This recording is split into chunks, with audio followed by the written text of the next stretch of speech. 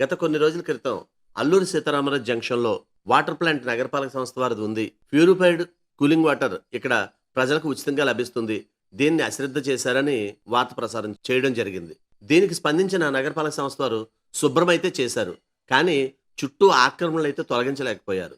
చాలా దారుణంగా కనీసం లోపలికి వెళ్ళి అక్కడ వాటర్ ప్యూరిఫైర్ ఉంది, చక్కటి చల్లటి మంచినీళ్లు ఉన్నాయనే విషయం గ్రహించే అవకాశం కూడా ప్రజలకు లేకుండా చుట్టూ ఆక్రమణలు ఉన్నాయి.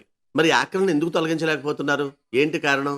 ఈ డ్రింకింగ్ వాటర్ ప్లాంట్కి చుట్టూ ఉన్న ఆక్రమణలు తక్షణమే తొలగించి మంచి చల్లటి నీరు ప్రజలకు అందివ్వాలని ప్రజలు కోరుతున్నారు. మరి ఆక్రమణ తొలగింపులో జాప్యం ఎందుకు?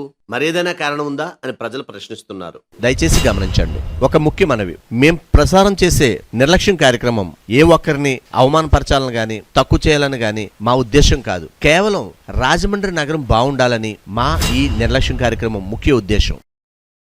ఇలాంటి చాలా ఉన్నాయి, ఇంకా దాచాం కుప్పలు కుప్పలుగా.